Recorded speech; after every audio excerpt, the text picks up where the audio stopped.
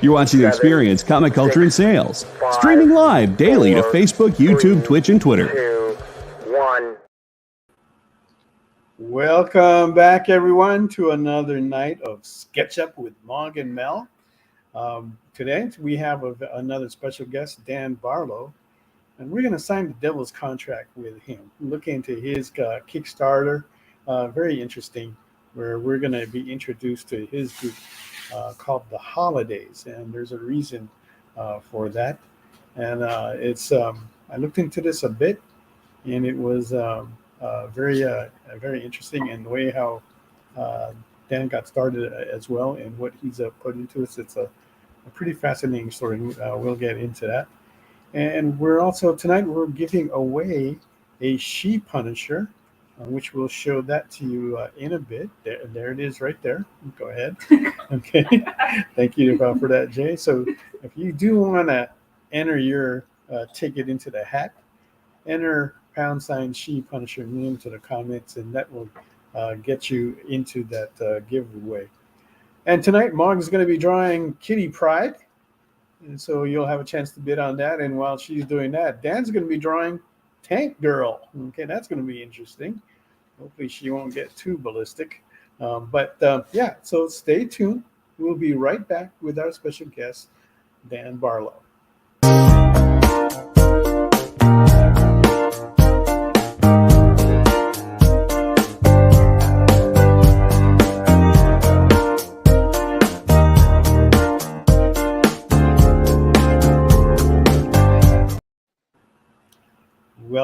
Welcome. And tonight's special guest is Dan Barlow. And we'll be talking to him about his Devil's contract. Right. But before we get into that, right, how many of you saw that premiere showing last night? If you know what I'm talking about. Star Wars, Ahsoka! Hey, Stevie B, glad to see you in the house. Janet Burns, thanks for coming in.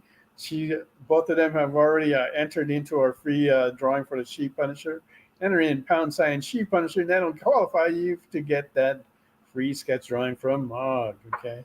Also today, Dan's going to be drawing Tank Girl, and looks like it's going to give you going ballistics. Oh yeah, look at that! Look how far he's come on that already. Is that 11? Is that an 11 by 17? Yes. Yeah. Okay. Whoa. Okay. Now starting bid on that is 25. So you're getting a deal there, guys. Go ahead and place your bid on that. And Mog hasn't really gotten started on the Kitty Pryde yet, but she'll have something real quick in a few minutes there that we can show you. All right. So we'll be getting to that as well. All right. Now, Dan, you've got an interesting group there. You're going to get ready to launching your third Kickstarter into this series, right? Yes. I just started the pre-launch. Right. Launches on September the 1st.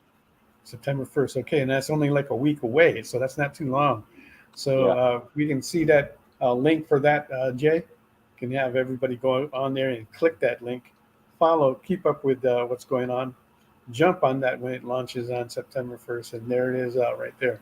Now, this is an interesting Kickstarter because it's got a lot of things in there that just what I did was I went into the Kickstarter that you already had completed earlier this year for issue 2 to take a look at the get a better feel of like what is going on in there, right, with the artwork. And I got to say, for a guy that started, because you had no formal training, correct? Correct. Okay, so if you go into that Kickstarter and you look at the artwork in there, it's actually damn good for somebody that hasn't gone to formal training. And I can see that you did your research into this, and you tried to figure out like some of the layouts on the paneling. Your inking on that is, I'm not going to say it's the greatest or the best, okay, but very impressive for not having any formal training. Okay, so you guys should definitely take a look at that. You can definitely feel that there is something to that Kickstarter there. Now, your numbers are low, okay, but so hopefully with this showing here and getting more exposure, and we'll help you along the way. Hopefully that will help you out. But That'd be great. I'm actually there. I do like what I see, and I think everybody else will too. It kind of reminded me a little bit of like the spaghetti, like a little bit of the westerns, like some of the spaghetti westerns. Magnificent Seven did come to mind. Yeah. But you've got very interesting group. I don't want that you call the holidays, and there's a Yes. reason for that. Okay, I'll let you explain that part. Yeah. The holidays is a group of hired guns, and they all have code names based on the holidays. So the first issue started off with four of the holidays: Mr. Christmas, Halloween, Saint Pat, and the fourth for the 4th of July. And then in the second issue, I introduced another holiday called the Giver, and she is code after Thanksgiving. And Mhm. in issue 4, I'm going to introduce like another five more holiday characters. But Wow. and some of them have special abilities, Yeah. like the Halloween character. When he puts on his hood, his Halloween hood, he can see spirits, and he can also make other people see ghosts from their past. So he basically pulls like their memories of someone they used to know and portrays it as a ghost to them. So he's Like a kind of little a trick. clairvoyant. Yeah. Yeah. So yeah, it kicks off with them, and they get a. I don't know if you want me to go into the story a little bit, I can, or um, Yeah. Sure. yeah. So basically, they get hired to kidnap somebody who's like an arms dealer. He's a thief. He's big into stealing high tech and selling. And they get hired by a guy, kind of mysterious person. You find out he used to be a former preacher. Used to have a church and whatnot. And then a little bit later on in the second issue, you find out this guy has his own kind of like luxury resort for the rich, uh, a la Epstein Island kind of thing. And so at the end of the first issue, when they go to try to catch this guy, um, they find out he's a werewolf. So that kind of leads into the second issue. The second issue, I kind of beefed it up a little bit. I made it 48 pages, and kind of has a little bit of backstory on the werewolf. And you find out that he is a twin, and his twin brother, as we go story, turns out to be a vampire. So, and they don't know it. The brothers thinks that the other one's dead. They don't know that their brother is alive, kind of thing. But anyways, so it's getting into the holiday characters are for this guy that used to be a preacher who's now a, just scum of the earth kind of guy. Okay. So, So, and that's Jenna kind of where is it's at right asking, do now. you have anyone for Hanukkah? No, I need Not, to. I need to not get yet. some. I need Hanukkah, Kwanzaa. I need some more holiday characters.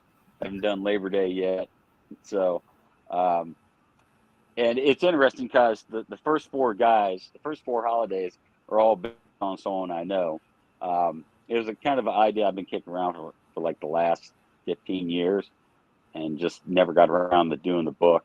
And then as time went on, I had a bout with cancer back in 2019, and so when I was sitting in chemotherapy, I just kind of figured, you know what, some of my life goals was, to get back and draw some comics and put something out there. So I said, you know what, let's dust off this old idea of mine and Mhm. try to make it work. So yeah, that's where I'm at right now. Full game, working all the time, but would be great. Um, see, I have New Year's Eve coming, and oh man, day. And Jenna's Man, I'm coming trying. up with another one that you could possibly use is Yom Kippur. So that could be like Yeah. another one I would think. You may want to hire Yeah, her to that'd be- get some ideas. Yeah, have her send me a follow the link. There you go. There you go. I always love feedback. Yeah, So that's great. And let's see, we got Jenna, Stevie B. Thanks for coming on the show, Kenneth. And let's see, did you get that spelling corrected? You are okay. You are working on that. Okay, so there you go. Now, the other thing that I noticed on your Kickstarter is your price point. Especially for 48 pages, you're asking. Was that correct? You're asking for $5. Yeah, that is incredible. Crazy, Okay. yeah. That is a deal of a steal, as they would say, And so, definitely, guys, you want to jump on that, because I don't think I've never seen. The lowest I've seen like a 48-page book is like $10, right? So, however you're doing it, I'm not don't know how, but that's a very, very I'm not cool making trick any money. itself. Yeah, and this is this is just for your own passion, your own love, and maybe with your story. I hear you and feel you on that. Thanks for Stevie for entering the contest. Glad to have you on board again. Yeah, and no, go ahead. I was going to say, one of the things I did for the second campaign, that I'm going to do for the third campaign, is I do have a $20 tier where I'm cutting up pages, since I do traditional methods of, pen and ink on paper. And so I've been cutting up pages. And so I'll go ahead and I'll take a panel from that book and send it to them with the $20. So that they're getting an actual piece of original artwork. Yeah, I saw that. Okay, and your package deal on that as well was also low. $20, was that correct? Yeah. Yeah. See, guys, I'm telling you, if you want to get a deal, you got to head over to that Kickstarter. You're gonna get a 48-page book for $5. You can also get that book with an original art page for $20. Incredible. Buy 5 of them. Yeah. Put this guy to work. Absolutely. I just figured it's my way of giving back to supporters and just to say thanks and whatnot. So, just to have some fun with it and hopefully that, they get a little bit of entertainment from the book, and I really hope to ramp things up and make the book even. I always try to make the next book better than the previous one. I always look at my stuff and say, okay, where can I improve? So, right, and that's what you, as a creative, that we strive to do. You always want to try and get better and better. Jenna is asking: do you have a retailer tier? No, but I can work out a deal for a retail package.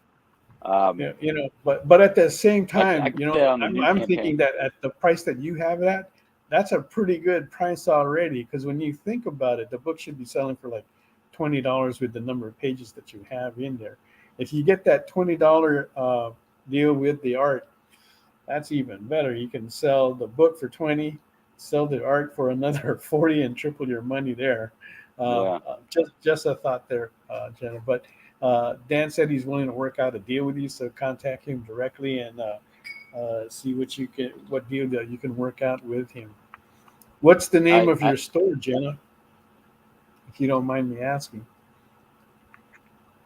Yeah, it is. Yeah. Oh, okay. Yeah, you can work probably a catch-up deal with Dan and get those previous issues as well. Work that into there. But if you take a look at the Kickstarter, the second one that's already been completed earlier this year, the art's pretty good. I'm going to definitely admit that the art is pretty good. Hey, and there's Jenna's store. It's called the Artemis Comics, so you can check that out if you're in her area, in her neck of the woods. Yeah. And I have books for you guys that I need to send out. So I tell you what, this weekend, Mel, I'll get you and Mog. I'll get you a couple copies of the book. Oh, fantastic! Yeah. Wow, Wow. I So- mean, Thank you. worth it. Worth checking it out. Okay. Yeah.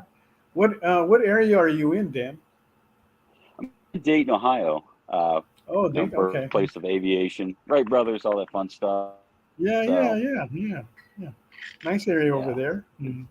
Yeah. Yeah. I think the closest we got was like Chicago. And let's see, it's and Yeah, Chicago's about okay. 5 hours from me. Okay. Yeah, not too bad. And okay, so Genesis Story is an online store for Kickstarters and indie books. Oh, that's even better. Yeah. Yeah. So definitely you want to get some of that on there. And just looking over. Okay. Yeah. So, how long has this project been you've been working on? How long has that been?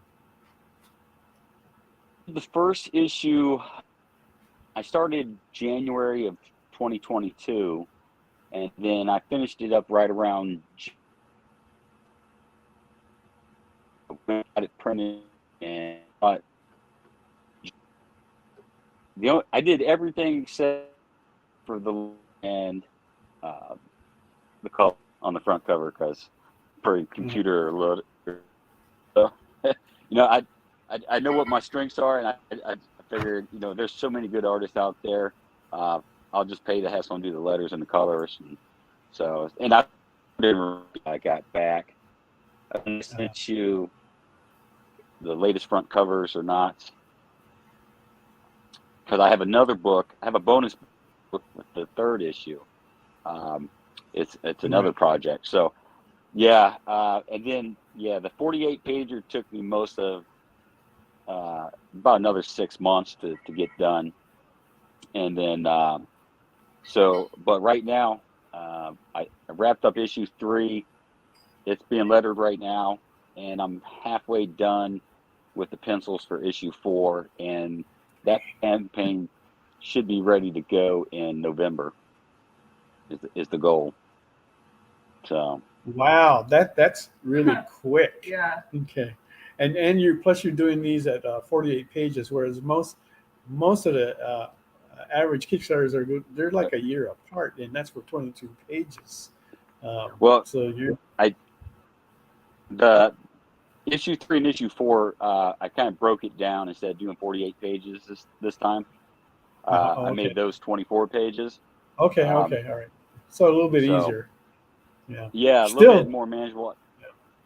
Still incredible because, like I said, most Kickstarters don't put out their next issue until the following year, and those are 22 pages. So you're doing something good there. So, and I think that's like important, right? It's kind of like hard to do because comic book people are used to getting their books on a monthly basis, right? But with the way how we process books these days, it's kind of hard to do that, considering that we're farming out the job and doing a lot of things on our own.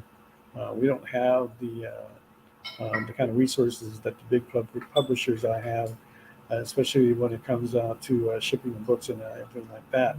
So it all takes time, And it's also with the policies that Kickstarter and Indiegogo have. It really kind of backs that whole procedure up. But man, September, you're launching this September, and then you're going to have the next one in November. Man, that's only like 2 months apart. I have another book. I'm going to have another book in between those two, called Mr. Love. It's about Cupid who's bad at his job. Here's the cover of the bonus book, Mr. Love book. I don't know. I'll have to send you the link to the color page, or I'll send it to you somehow. But so yeah, that's some stuff I had done, and I just put some finishing touches, add a little bit more story and art to it, and I wanted to get it out there. So right now I'm sitting on probably about 5 projects that's done, just waiting. That's not the Devil's. I figured in time eventually release them and see what people think and try to get some feedback. Hey, I like this story. I didn't care too much for that. Just try to see what what people want more of and give it to them. So. Are you hitting the convention scene as well? I did not this year. So with the first issue I did a couple of shows and a couple of store signings, but I really need to get out there. My marketing's terrible. I've been so busy on like just doing the actual pages and working on the book.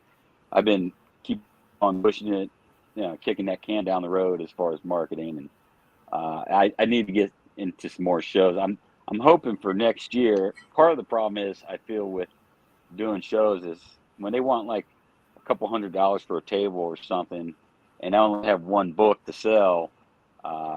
It's really hard to make your money back. I'm not one of those guys that do like prints of Spider-Man or Batman. I appreciate they're great artists. That's just I normally don't do other people's properties. Sure. So, and I don't even know where I could begin, to do that and try to sell it. I'd have to get it colored, and I just figured I'd just stick to the books and stickers and posters and of my stuff, and we'll see. I just did a thermos for the Devil's Contract, so I'm going to offer that on the next campaign. People want something to drink out of, some other things, coasters and some of the trinkets and whatnot. Yeah, who knows? Maybe they like it, maybe they don't. But right, like I said, you never know until you try it. And it's actually, I think, a good thing as a publisher that you stick to your own IPs. Cause it is kind of hard to have your IP out there, and then you're also pushing like Spider-Man and other IPs that aren't yours. The artists have a little more freedom because they're working for a more open field. But as a publisher, I think that the line's got to be drawn drawn there, or else it actually doesn't look right when you're at a show and you're doing that, because it's almost like saying, well, I don't believe in my IP, and I got to have help from these other IPs. So I think that's the right way to go. I thought about I've shows. I listened to a lot of comic podcasts, and so on one show, one creator said, you know what? He noticed how he went to a show and people had prints of the big two, and so he did a bunch of prints of his character and just put it up. The whole backdrop was prints of his creations, and people were confused. They walked by and they're like, "Oh, is this something I should know about? I mean, is this what show is this?" Or I didn't know this is a book from Marvel or what. It was just like, no, this is my stuff. And I think it did pretty good for him. So I was just like, okay, that sounds like a pretty neat idea. I could do the Devil's Contract and have the holidays, do some homage covers of the big two. I do have plans to do a variant. So some of my big influences, I'm more in the 80s, Mark Silvestri, Jim Lee, Mike Mignola, all those guys. But one of the covers I want to do for a variant for issue 4 is a homage to Jim Lee's first X-Men cover, which was the issue with Wolverine, Captain America, and Black Widow when they was in Madripoor. And it's such a neat issue. That's cool cover.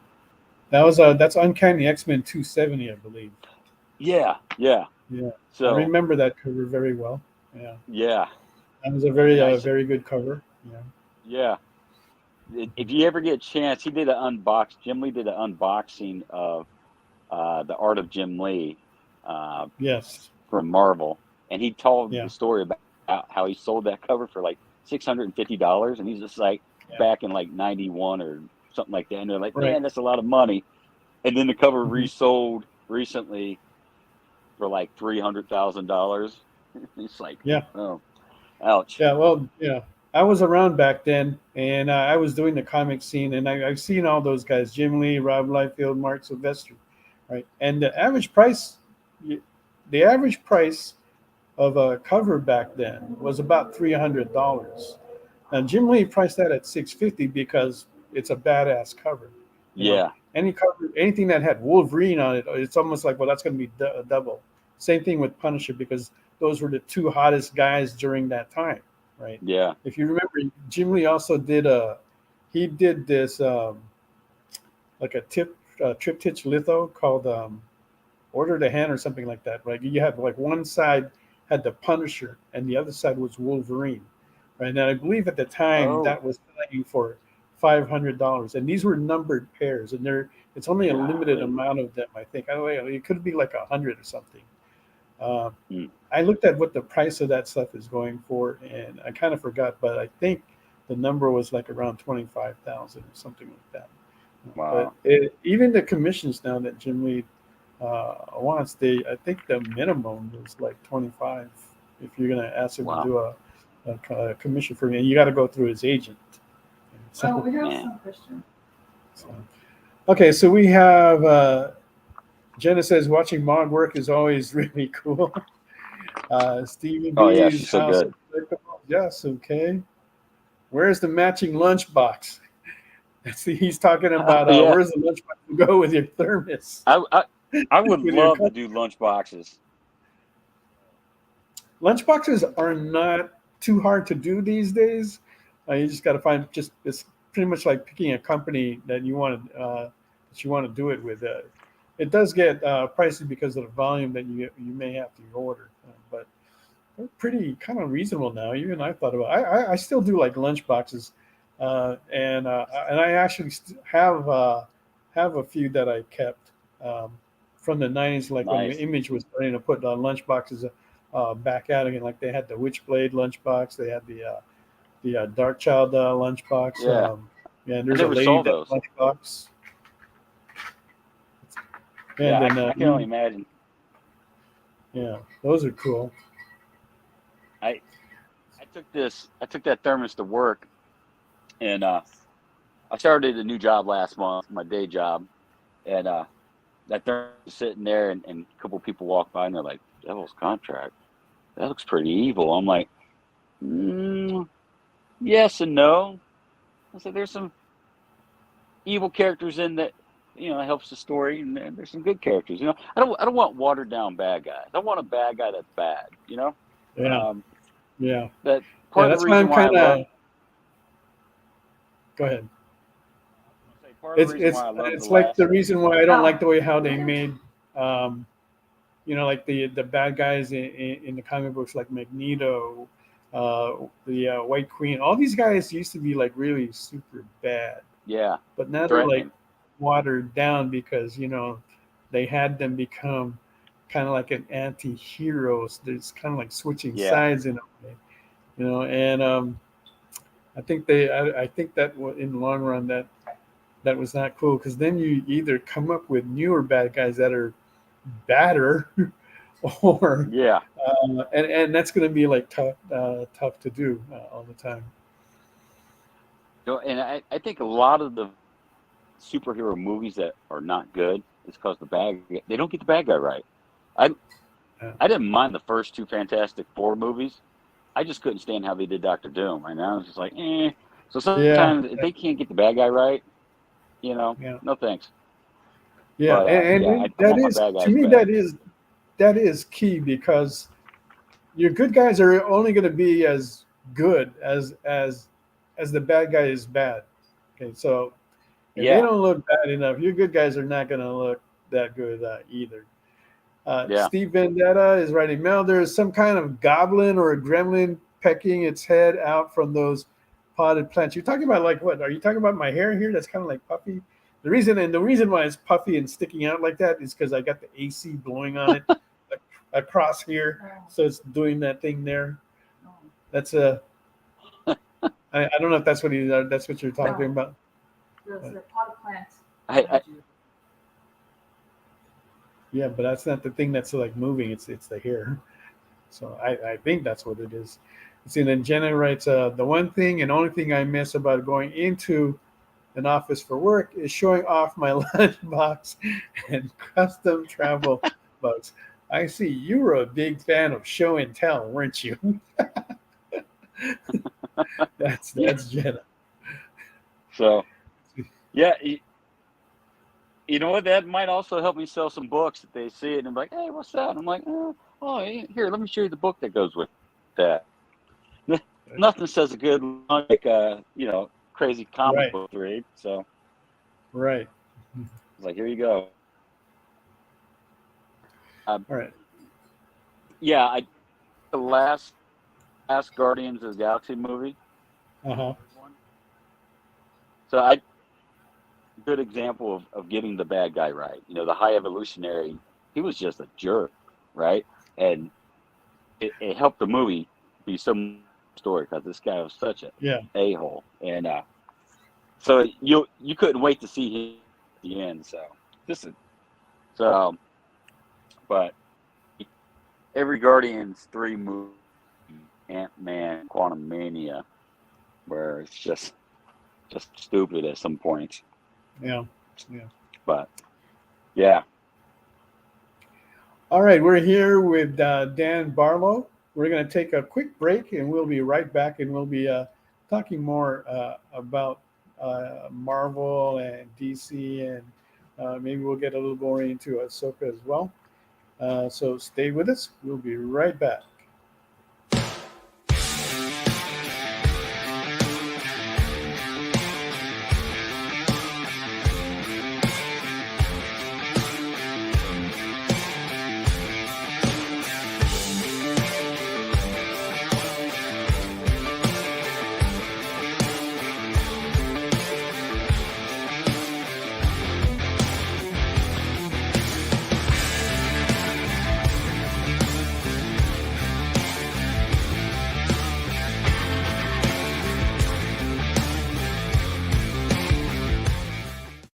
According to a statistic that I just made up, people spend 4 hours a day changing the television channel. People who watch The Experience don't do that. Save yourself a ton of time by tuning into The Experience and enjoying our new original programming 7 days a week.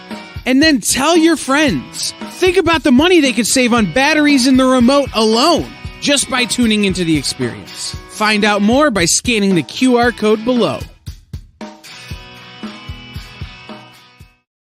Imagine being at a convention and going to an interview panel that's just for you. No bustling crowds, no hours-long lines, just you, the moderator, and your favorite comic book creators. Well, this is pretty much that. Miss Jen sits down every week with 2 comic book creators for a live stream interview about their latest work, and you can ask them whatever you want. It's Talking Shop, Mondays at 5 Eastern on The Experience, Comic Culture and Sales. Programming on the EXP is made possible by viewers like you, or your local comic shop, or that Kickstarter you backed, or the publisher you like, or comic industry professionals who want to share a message with the world. Really, anyone who wants to advertise with us can. If you're interested in seeing a product you know and love, or are creating, or are publishing, or are involved with, advertised here on The Experience, and having your message shared with our viewers, please reach out by scanning the QR code below or visiting our website and using the contact form.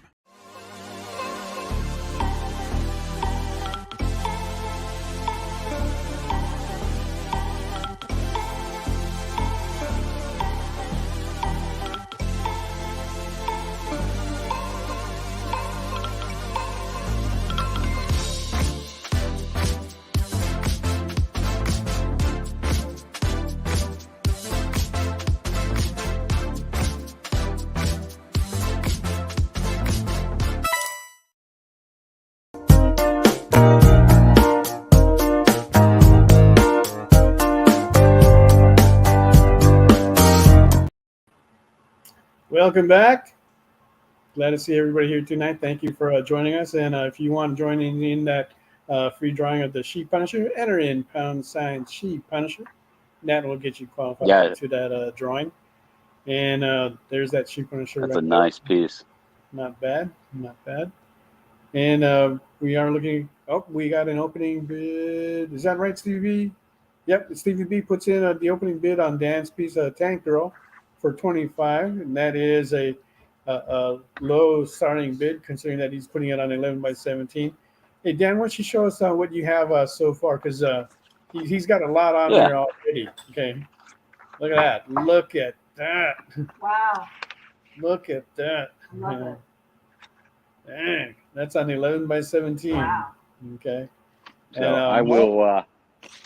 Yeah. I was gonna say What are you I plan to have this inked by the time we're done. Oh, and it's going to be inked. Yeah. Getting more than the value on there. Okay. And Mog is working on a colored water piece for Kitty Pryde. Is that Purple Dragon going to be in there too? Yeah. Oh, and Lockheed is going to be in that piece. So you're getting like 2 characters for the price of 1. So we are looking for the opening bid on that for $50. If anybody cares to do that. Yeah. So we were before we left for the commercial, we were talking about bad guys and how a lot of them have been watered down.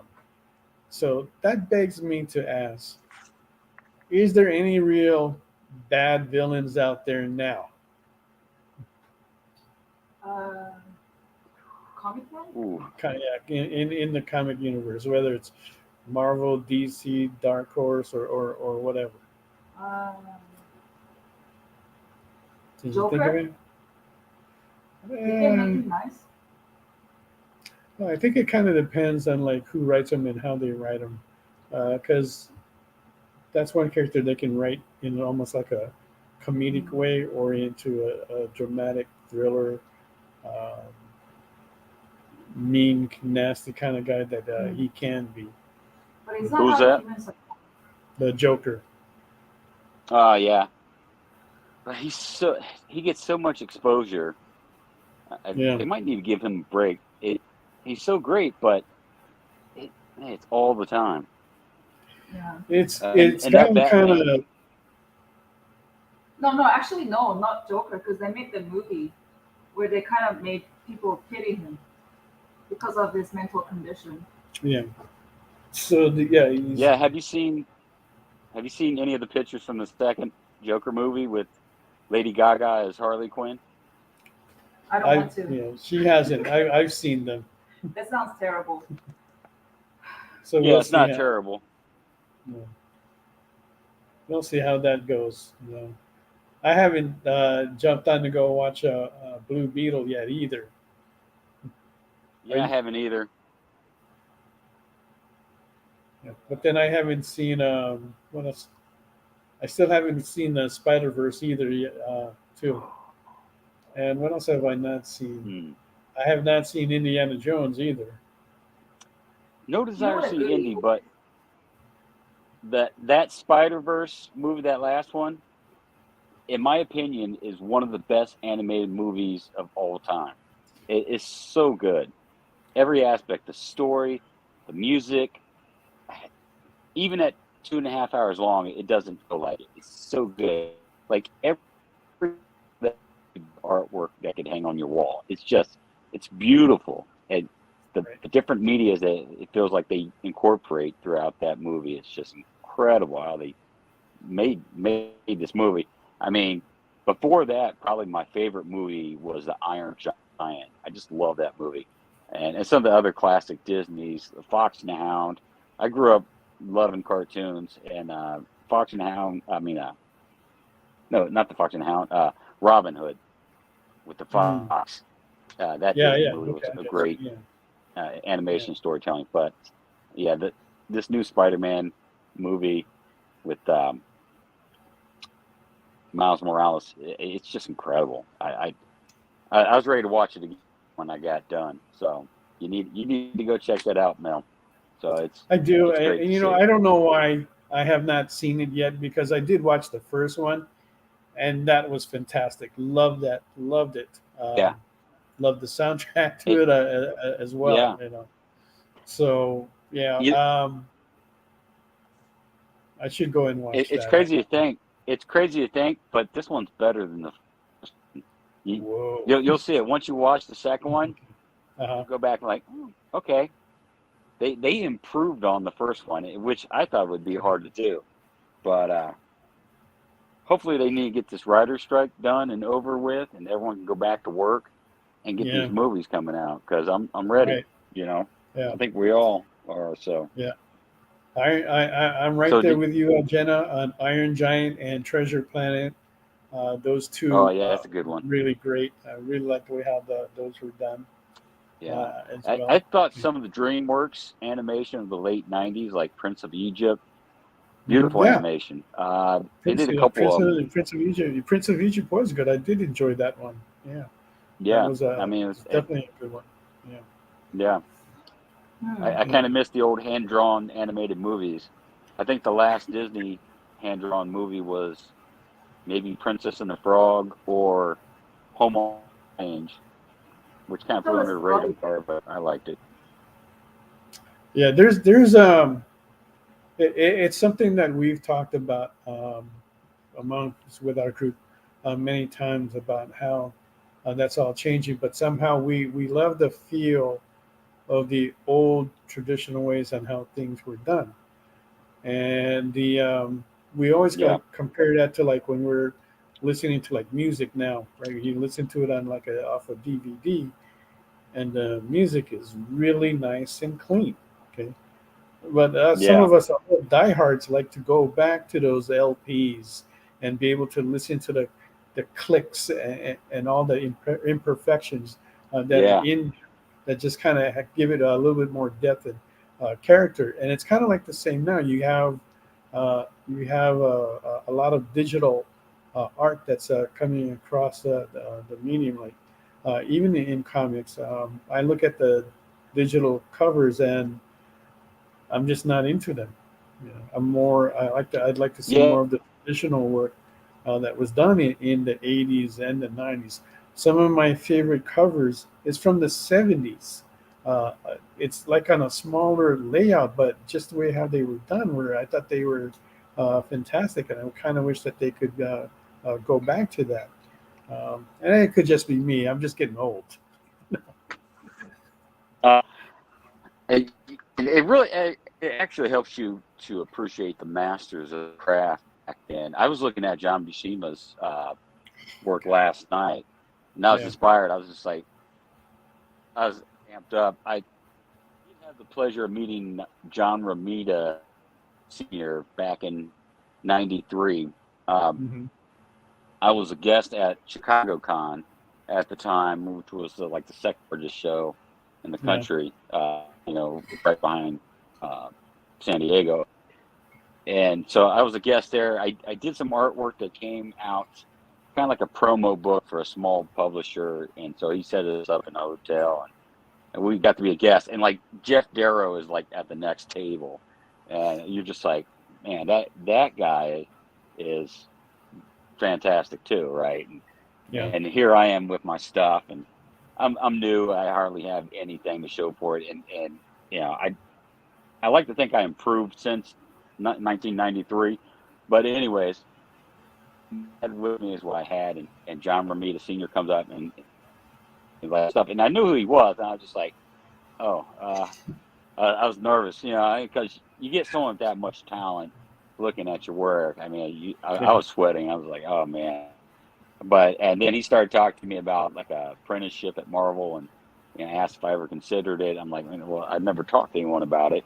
I think at the time he was the art director at Marvel, and so he started talking to me about Sounds apprenticeship. about And as we was in the conversation, a couple fanboys came up and kind of like just took over the conversation and almost, damn near tackled the guy. And so my conversation with Mr. Ramita ended right there. I didn't get a chance to talk to him again. I was like, oh, but I don't know if being an intern at Marvel, back then, I was probably going to make copies and grab coffee for people and sleep in a janitor's closet because I can't afford to live in New York or something. But I don't know. I yeah. don't know what would Yeah. have happened, but it would have been Well, nice, it's a start, Yeah, it's like something. Peter David. He started out as what was it? He worked in the mailroom, I believe, right? And he took that job just so that he could be in the studio. And then he slowly started submitting his work before they started giving him promoted or accepted him as a writer, right? But it's like what gets your foot in the door, and what are you going to do to keep your 2 feet in there, Yeah. But now you mentioned Chicago Con back in '93. That they were still that was still at the Hilton, was it? Right outside the airport, right? Yeah. Oh, Yeah. right. Yeah. Right outside of O'Hara. And Yeah. that was a crazy year because that was Image, just getting its start. And so all Yeah. the Image guys was there. And then also Dark Horse had their own version with the Legends Yeah. titles. We had Magnola's Hellboy. We had Jeff Darrow's Rusty and the Big Guy. Mhm. Arthur Adams with Monkey Man and O'Brien. I think Yeah. Frank Miller had something. Adam Hughes had Ghost. And all these great artists, was at Dark Horse as well. And I was Yeah. at this show. It was huge. So just Yeah, one of the that downsides was is that, and the thing is that place wasn't that big, and compared to like No, the convention no. center at the Stevenson center that they have now. Yeah, but yeah, I do remember. I Actually, did go there to do some of the Chicago Con shows, and I remember that fondly. I liked that it was just right across the street from the airport, so it made it easy to just haul my yeah. stuff right across there and get setting up over with. Because back then I was still a dealer, so I was lugging I don't know, like 20, 30 long boxes of comics that I had checked in at the airport. So how long was you a dealer? I was a dealer from like 88, I think, 88 to 2006. Right. Oh But wow. then at the same time, I was also a retailer from, I think, 89 or 90 to 2006. But while I had the stores, I was still doing the shows. So I did once every now and then I would do Chicago, because there were guys that I was dealing with from New York, Chicago, Charlotte. Sheldon Drum, who does Heroes and owns Heroes Aren't Hard to Find, would be doing shows across the country as well. He would come up to Los Angeles and do the monthly show that we had there at the Shrine Auditorium. So that's how I got to know him. There was one guy from New York, I kind of forgot his name, but he was the only guy I knew that was dealing with original art, and he had pages. And I figured he got the pages because he's in New York. He's right next to the Marvel and DC studios there, so he could get his hands on work. So, but back then, okay, there wasn't too many pages, and this is before the Image guys came along and just really pushed things out there. But there weren't too many pages going over like $150. Yeah. Now, if you're going to get like Neil Adams and some of those guys, yeah, those pages were going to be more, but they weren't too much more, maybe in the 200, 300 range. If it was a popular page or cover, it could be about 300 or 500, depending on what he felt about it, right? But now when you look at the pages, right, good pages start off pretty high, around 600 to start off with. It kind of gives you an idea like how the art has progressed, which is a good thing. Yeah. I think it. Yeah. But yeah, those are the fun old days. Yeah. You know what? At that same show, we did get a chance to leave the table and walk around for a minute, and there we met Neil Adams there. He was sitting there by him. It must have been an odd moment, but he was by himself at the table for a minute, and we got a chance to talk to him for about 15 minutes. And my buddy was a huge Neil Adams fan. He still had the issue where Superman fought Muhammad Ali, and he had a bunch of the Batman books. Mm-hmm. So he was over the moon, and I've heard of Neil Adams at the time, but I didn't really have much of his stuff, and but he's such a nice guy. It was just crazy to think that someone of that talent, was there. We got a chance to meet Jim Lee, and I was wearing a Blade of the Immortal shirt, button-up shirt. It was pretty cool. I don't know how I found that shirt, but he's like, man, I really like that shirt. I was like, really? You want it? You can have it. You're my idol. I love you, Jim Lee. And he's probably like, oh, shit, man, I gotta go. See you guys later. Wait, something to drink? Are you good? Wow, Dan. Want me to fluff your pillow? I don't know. Wow. So, So I was a Mel. big fan girl. Huh? So if Dan falls in love, Yeah. he will literally give everything. Whereas you, Mel, you're more like, what are you gonna give me in back in return? Dan is really It doesn't have to be I money. love you. I'll give you everything. Literally, I'll take this shirt off. Yeah. Like, Wow. yeah, it's just one of those things. You're in the moment. You're like, oh wait, and then looking back, it's like, what the hell did I say that? What the hell's wrong with me? I was a little bit nervous coming on the show tonight. I was like, man, what if I say something really stupid? And then I had invited all my family and friends to watch the show, and I'm going to share the link tomorrow. And I'm like, yeah, well, okay. Well, I mean, they know me. They know I say goofy, dumb stuff all the time. But, maybe some coworkers will be like, oh, yeah, we watched your show. No, good to see you. Dan. No. Or, No. Dan, you just proved how awesome and cool you are. Like, you are so passionate that you're willing to take your shirt off, like reason go out the window. That's very rare. That's true love. Okay? Lots of ladies appreciate you, Dan.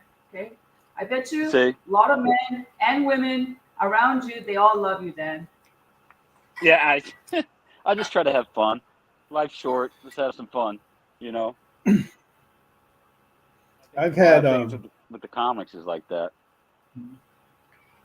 during the 90s, I was wearing a lot of comic T-shirts, and there was two that I wore that I liked, along with others, but two that people just kept asking me for they were willing to buy the shirt off my back, and one of them was the Divine Right T-shirt, which had the art of the first cover by Jim Lee. The design was what I liked about it is that the design was on the back of the shirt, a surfer style shirt, which is the style that I like. I don't like it in the front. I would prefer it on the back with the little pocket design in the front.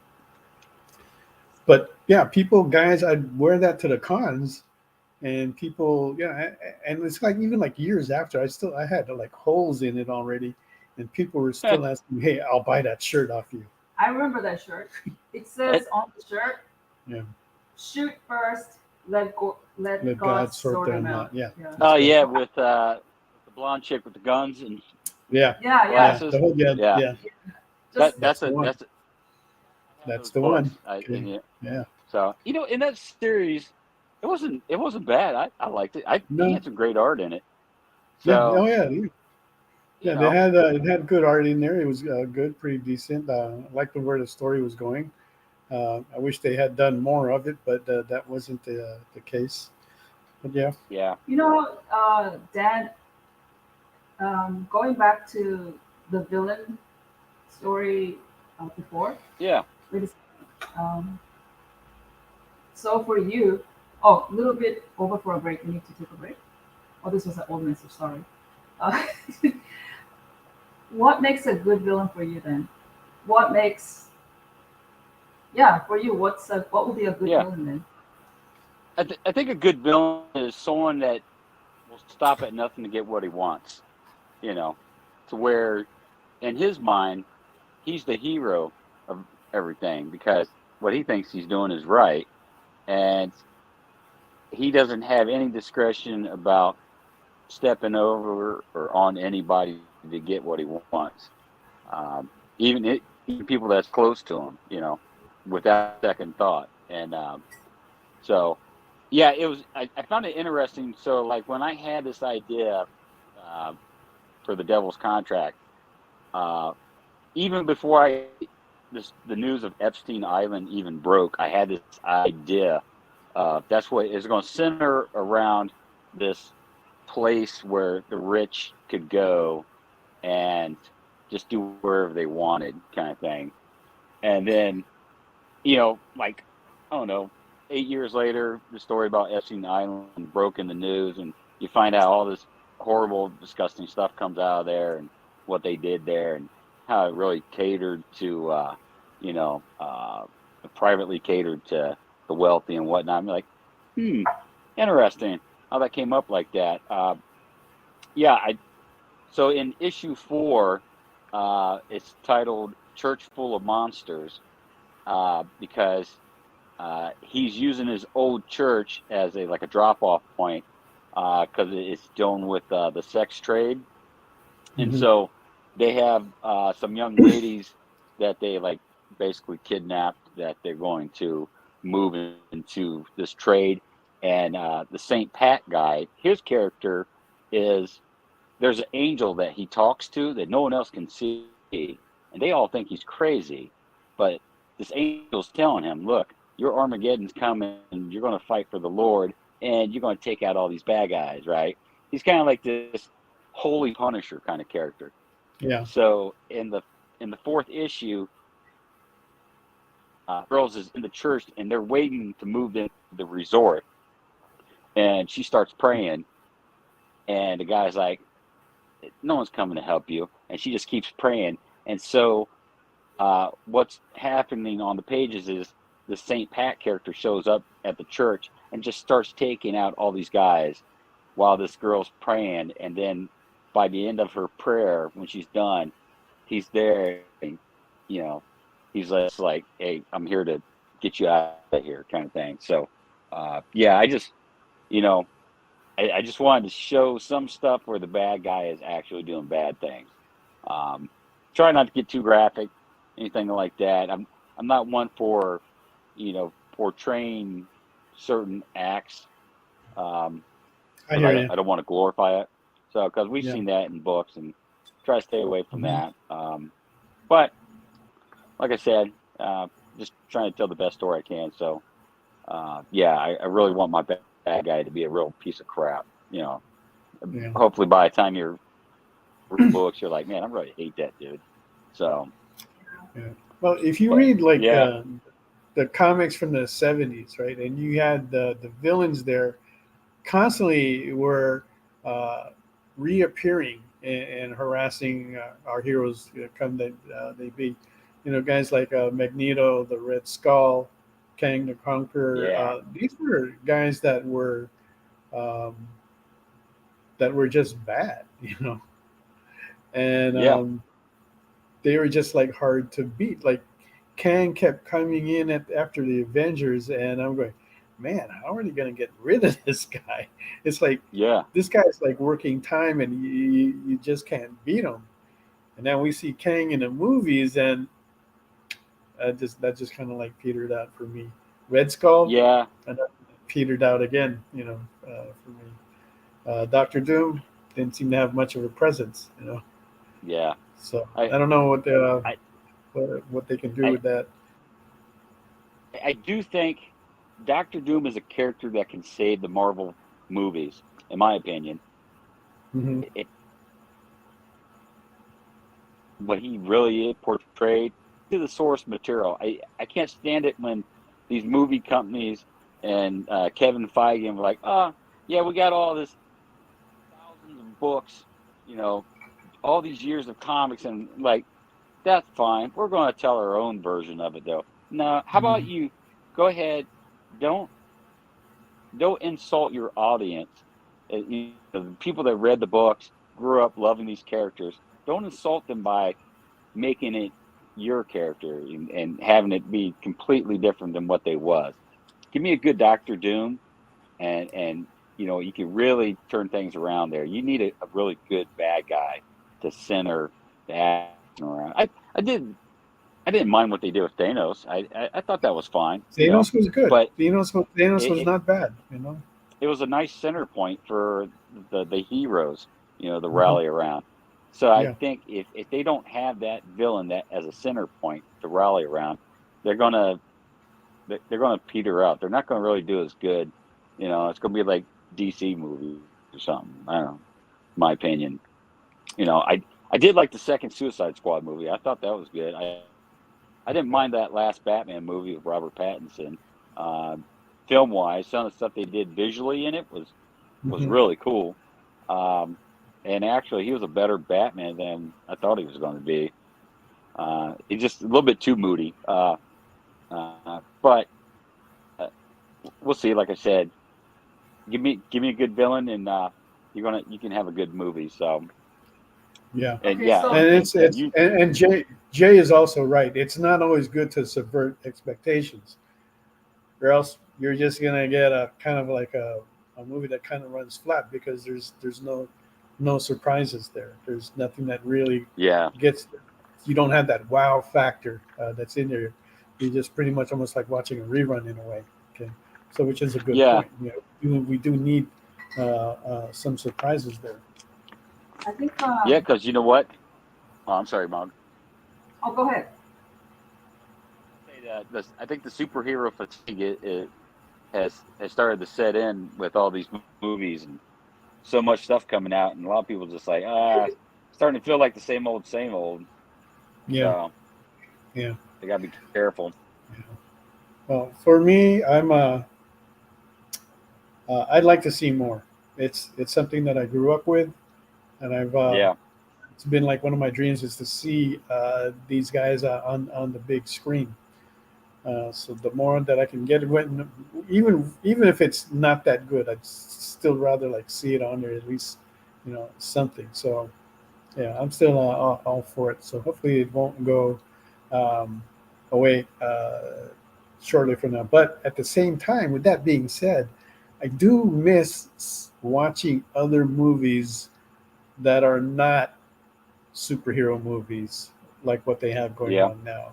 Like they have one of the movies that people are talking about this year is The Sound of Freedom. Okay, and I have not watched it yet. I've been wanting to. Just waiting for a good time to go and be able to watch it. I've heard a lot of good things about it. It's also a topic that I've been kind of like aware of, and it kind of hurts when you see the news with all the amount of news that we have going on, and the news around that gets buried. So it's kind of sad. Okay. Go ahead. I was going to say a couple of years ago there was a sting operation in Detroit, Michigan, and they rescued like 100 and some kids, and it was like back page news. I'm sorry, that should be 6 o'clock national news, front dead and center. You're absolutely right. I don't care about the Kardashians, none of that dumb celebrity crap. Who got divorced? That's the real stuff is right here. I don't care what politicians are doing because I don't trust them anyways. So, but we're in the same boat. More positive news on the TV. I don't watch news anymore, but we need the positive stuff. Same here. Front and center. Same here. Yeah. I'm in the same boat.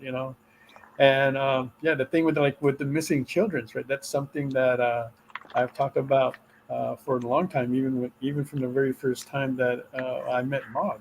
It was a big concern of mine because we just had our first child. He graduated this year, which is cool. But back then, when he was just a baby, and I was very protective. I was always making sure that we were always around him because I knew of these stories. I knew about kids getting taken away and all that, and I wanted to make sure that wasn't going to happen, or else I would not be able to live with myself. But Anyway, we're going to take a second break. We'll come right back and we'll be talking more about all this, and hopefully we can work some other comics into it as well. Right. So stay tuned. Good. We'll be back with Dan Barlow. All right. You just finished the last episode of your favorite news show, and you just have to talk about it. But all your friends are ghosting you because of that incident last week at the buffet. Oh, you know the one. What you did to that chowder. Ugh. Keeps me up at night. So what do? Join writer Dan Wickline as he breaks down all your favorite pop culture media. Whether it's a review of the latest nerdy TV show or a dive back into the history of your favorite comic characters, Dan's ready to discuss all the hottest topics live. Join the conversation as Dan live streams Tuesday through Thursday at 5 Eastern, 2 Pacific on Twitch, Twitter, YouTube, and Facebook. The Dan Wickline Show. on The Experience, Comic Culture and Sales. Why was Princess Zelda sad after watching a bunch of YouTube videos? She couldn't find the link in the description. We'll stop if you subscribe to our YouTube channel. It's super easy. Click subscribe and click the bell when you do. And thanks for supporting the EXP.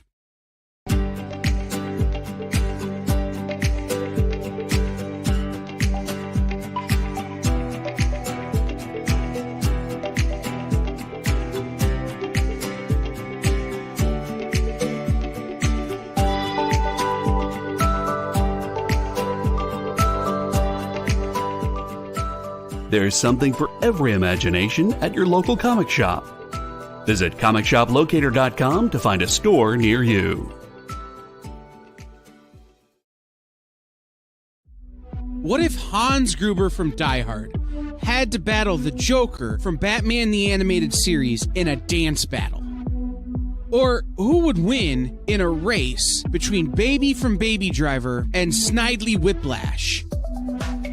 If Austin Powers and Shrek found themselves in a hot dog eating contest, who would emerge victorious? These are the questions we talk about on Nerd Killer Warfare. Debate the most absurd questions you've ever heard in popular culture. Register now by scanning the QR code or visiting bit.ly/EXP casting.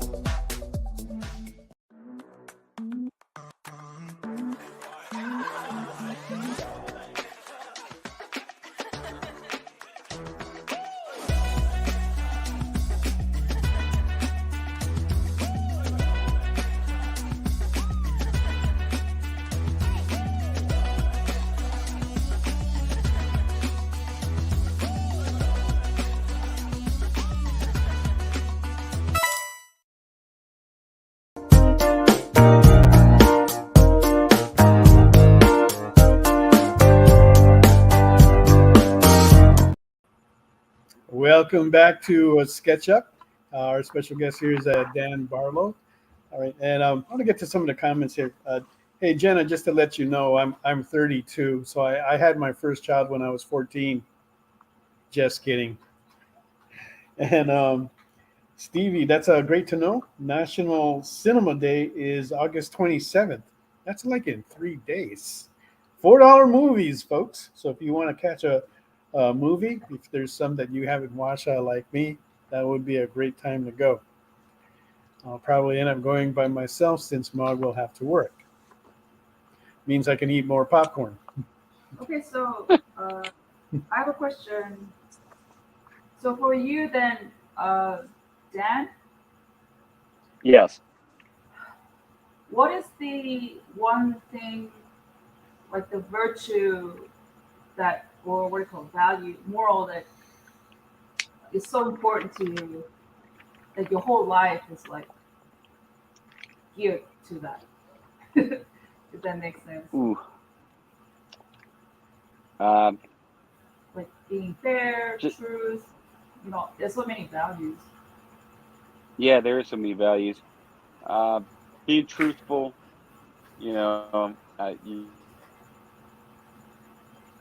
which So truth, I'll be is honest, truth.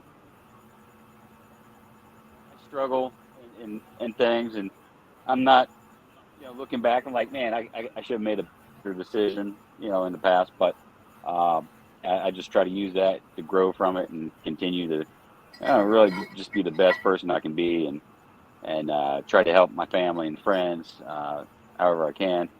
And so, yeah, you just got to be upfront and honest, even when it hurts, because sometimes it does hurt, Yeah.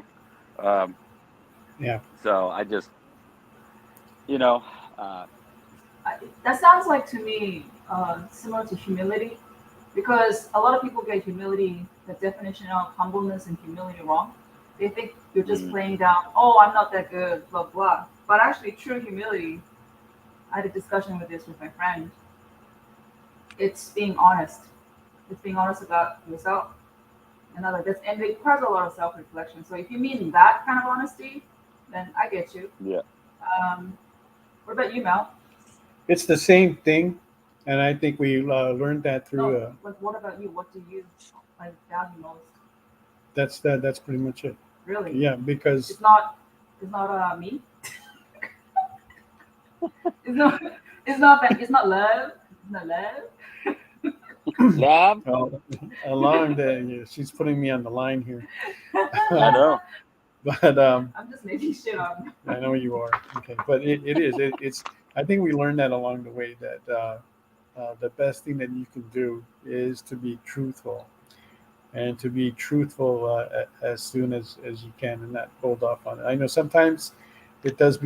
Timing does become a factor, so it's something that you got to weigh in a lot. But Nope. the truth is eventually going to come out anyway, and it's better to uh, handle that situation as soon as you can before it gets out of hand. I'm sorry to say this, but Mel, I lived with you for what, like over 18 years now. Yeah, here it comes. It doesn't seem to be. It's about truth with you. For you, it's really about the people you love. That's what you value most. Your whole life is just geared around for that. Okay, so what Mog is talking about is how I have a care for my inner circle of friends, okay, who are close to me and that I will hold dearly and try to protect. And tell me about that one thing, because like I'll give you an example of what I mean. You know, like my dad, right? Uh-huh. He said what he values most is his pride. So he said his whole life is geared around his pride. You know how he would say like I would rather starve to death than let go of my pride. Talking about something like that, you know. And then when I say pride, it doesn't necessarily mean it's like the bad, sinful type of pride. Just I think it's about just pride in himself. I think that's what he means. Maybe. And Steve writes, Jenna, perhaps the most telling line comes from the chef when he said, "You will eat less than you desire and more than you deserve. Yet he's no judge, a misguided vigilante at best." Yes. So that's what I was trying to get to. Kind of harkening to Steve. I think what makes a really good hero or a what is it now? Villain is they gotta have a certain type of thing that they value most.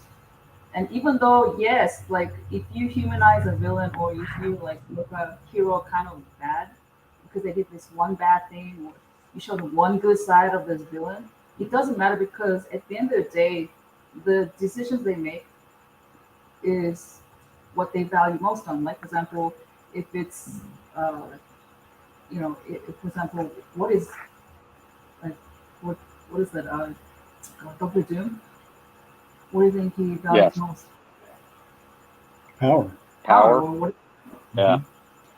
But so he'll take those actions at the end of the day to get to that, right? So I don't know. So if you showcase that, and then on top of that, the villains are freaking smart. Combined 5 of the main characters, and he is so intelligent. He's like 10 steps always ahead of time. Like he throws so much obstacles that every time you even mention his name or his presence is shown, you just fear because you get anxiety attack for the main characters. That's a good villain. Yeah. But it's not that you can describe it like that all you want, but how are you going to show it? And that's what's going to make your characters going to be believable. Don't make stupid villains. Don't make them dumb. Easier said than done. Easier said than done. Yeah. Okay. Easier said than done. So it's these guys think that a lot of people think that they can write good characters and stuff like that, but it all depends, right? So like I don't like the way how, and it's just my opinion, I don't like the way how the villains are being treated today. I do prefer how they were before, right? Because if you look at the passion they had then, they stopped at nothing to gain like they wanted, and they changed their ambitions. Like if you look at Magneto, okay, in the beginning, Magneto just wanted control and power, right? Then they went into why he wanted all this. And they humanized him, like he wanted this. He has the same goals as Professor X, but he just had a different way of trying to get the mutants accepted, right? Just two Yeah. different lanes that they were moving in. But that really wasn't how Magneto was in the beginning when he was with the Brotherhood of Evil Mutants. So that kind of changed him around. And for whatever reason, that's where he is now. But I think if it was back then, he'd still be more fun. But then at the same time, you do want to show some growth or some aspect that's different in the character that we haven't seen. So it almost seems like it was inevitable that Yeah. the character was being moved in a different direction or a different way on how we understand him.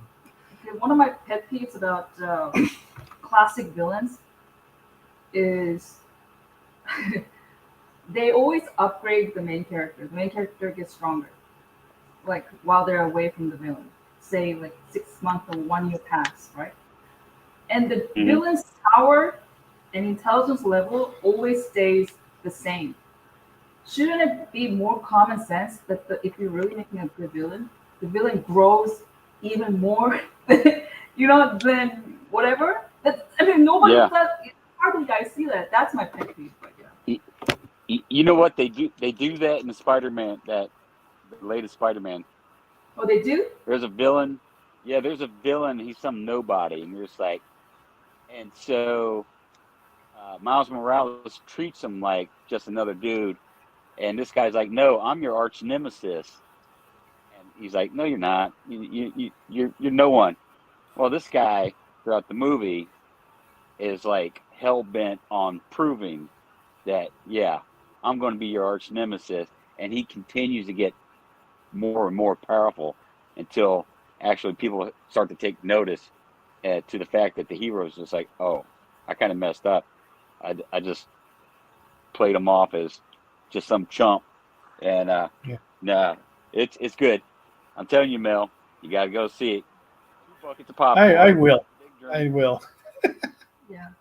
I got enough points to get free popcorn.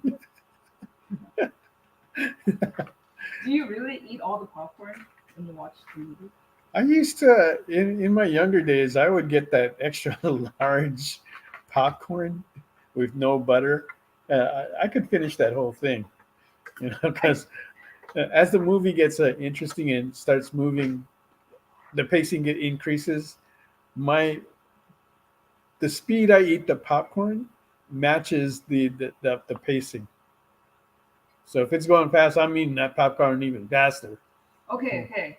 See, that's one of my other things that I don't get is people who go to the movies and they have this bunch of tray of food, like you, for example. Yeah. And if you really are dying to watch this movie and you love it, food is not even a concern. You should put all your attention to the thing you love. That's my opinion. So all these for me, like eating popcorns or drinks or stuff, it's just a distraction. It has to be like solid, pure concentration.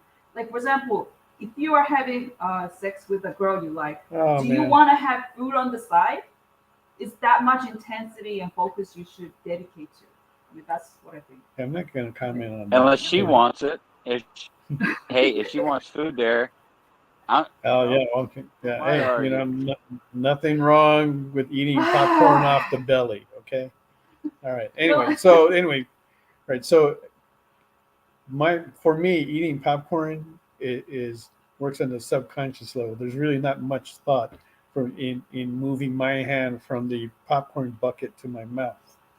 Right. So I don't lose any focus in that at all. Sensory is like it doesn't affect me. Nope. Like something. No, it does not. It has no impact on my watching the movie or understanding. So like something died and you're like crying like buckets of tears and you're still gonna eat buckets of popcorn. Yeah. Can you do that? Yes, I've done it. No. I was watching. There's a movie that was called. What's that movie that Ricky Schroeder was in back in the Champ? The Champ. There you go. Yeah, that had a tearjerker ending, right? Okay. Yeah. And these two girls dragged me to that movie. I didn't want to go, okay, because I heard it was a tearjerker movie, right now, and because it was a tearjerker movie, it's not that I didn't want to go, but it's like, okay, it's a tearjerker movie. That's a girl's flick. That was the reason why I didn't want to go. Okay, so I go. I'm watching this movie and I'm eating my popcorn. I said, "Wow, this is a good movie. I didn't know it was about boxing." Yeah. So I'm watching this, and you get to the end where it's like a tearjerker. Okay, I'm not going to deny I did cry. Okay, but I was still eating my popcorn. No. Hey, Okay, Dan, it's comfort what about you? food. Yep. What about you, Dan? Do you have to have something in your mouth while you're watching? I do like to eat. I like to snack. When we went and saw Spider-Man, I think we went through 2 buckets of popcorn, but that was me and my 2 daughters. So, There you go. That was our father-daughter moment. There you go. The movie was good. Popcorn was good. So the drinks were cold. B's asking, how many times do you go back to the unlimited liquid butter dispenser?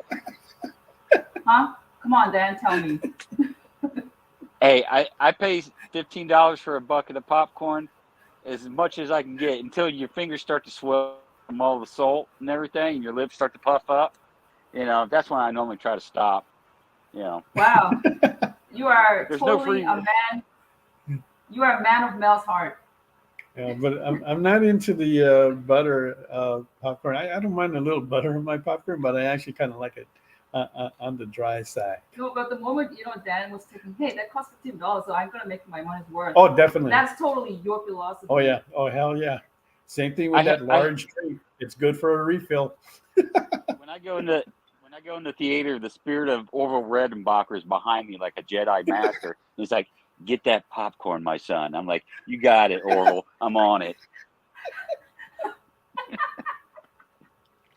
They got the bow tie and everything spinning. So that's just part of having a good experience to going out watching the movies. That's just like part of it. That's how I grew up. I always went to the movies, and you said, "Yeah, I'm gonna get popcorn. I'm gonna get some chocolate. I'm gonna get my drink. Might be an icy or a slushy. I don't know. Depends how I feel." Well, Steve Vendetta said 2 girls now. You're lucky. Oh, you know what, Steve? Not to brag anymore. 2, that's pretty low. I usually have 7. Yeah, Steve, I'm gonna tell you. harem. I don't know why, but Mel just has lots of girlfriends and guy friends, but girls just always want to. For some reason, I've always had like a group of girls around me. So even like when I was growing up, but there was like these 7 girls that I would go out with, and I was the only guy. Okay, so my friends would be asking me, "Mel, are you dating any of them? No, don't you want any of them?" Hell no! I know them too well to want. I know any all of their drama. Yes, Exactly. What about you, Dan? What about you? Do you have a lot of like female friends that always like, "Come on, Dan, let's go," and you end up like, okay, you're surrounded by girls all your life. Not that you want to, but it just happens.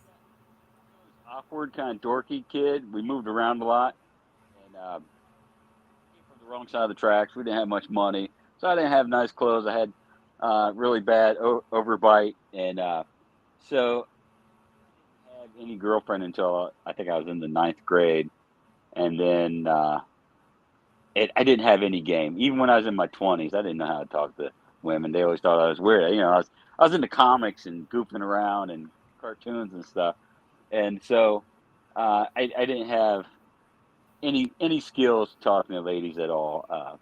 And then I don't know how my wife married me. It must have been popcorn. She's like, he's the one, right?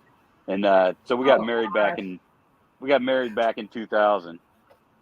So, and whoever said women like a man with a good sense of humor is a liar, because I think I'm pretty funny. She doesn't think I'm funny at all. So what did it know. then? What's the secret? I was I had a service uniform on. I was delivering office supplies, and she worked in the office, and I was there, my little uniform, my shorts, my hat, and everything. And I don't know what I said. I said something about taking her to the movies, but went, and you know, I don't know why she went on a second date with me. It's hard to tell me. So Oh God. she must have Anything with your found something body. funny. Oh, God damn. Yeah, well, back in '97, I took care of myself. You know, I'm going to be 52 next month. Back in my late 20s, I try to stay a little bit healthy, but not That's in when every time. that's when we start like working out. Dan, you lived that life and you proved it wrong. That guy needs a sense of humor. I totally second that. If you believe in that bull crap, that means you are permanently going to be in the friend zone. So don't do it. Okay. So yeah, now you have daughters or sons? Yeah. Oh, Dan, you're breaking up. I'm sorry. I have 2 daughters, so now I'm trying to give them advice, on kind of guide, the date and stuff. Hopefully they take some of my advice because, being a guy, we know what shady guys are like too. So it's like, they bring a guy to the house and they're all excited and stuff. And I'm like, I don't know. I saw the way he acted when we asked him if he wanted to stay. Or I don't know if he's the guy for you, kind of thing. Yeah. So, if I popcorn, he turns it down. He can get to the house. Or if you don't like cartoons or comics, he has to go. Out of here. Yeah. No. And I agree with let's see, Jenna there. Raisinets, man. Raisinets. That was always my thing. And I'm kind of glad that they're bringing the Raisinets back because I walk into Walmart and they got them in that bin with all those boxes of candies. That's some of the older ones like Raisinets, and I see that and I go, I gotta have one, Yeah. And my oldest memory of that is we were living on an army base at the time, and I would go to on my way to like church, right? And on the way to church, there was a gas station there. It was closed on Sundays, but they had their candy machine outside. So I'd always stop by there before church, drop my dime in there, and get my box of Raisinets. You sit in church go to the with candy movie like it's a after movie. church. What, Dan?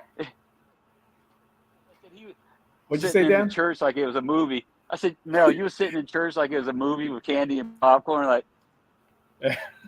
Yeah, so they wanted to, and they're going, man, Mel, you've been eating that piece of bread for a while. Yeah, I'm popping Raisinets in my mouth. And the funny thing is that, you know what I would do after the church? Go to the movies. Get another box of Raisinets. How can you not make it melt? You were in Hawaii. It's freaking hot there. Yeah. Okay. Well, because first of all, I used to ride my bike to church, so by the time I get to church, the church is air conditioned, so I'm not worried about it melting. And I would finish that box before I left, so that there wasn't anything left. Right. I wish you were my church buddy when I was young. Then I was so bored. I would have stole all your Raisinets. We would have been eating it together. I wasn't sharing at that time. You would, because remember, your virtue is love. Not when I was 10. Not when I was 10 years old at that time. Nope. You and only you. So you get to be inside my circle. Not when I was 10. I'm sorry, girls were not in the picture yet. Now, see, when I was in Sunday school, I did get kicked out of Sunday school for fighting one time. over a donut. I punched the kid because he grabbed the last donut in Sunday school, and I kind of hit him in the head. So my mom heard about it, and yeah. You punch somebody? So you should never touch a man's donut. That's right.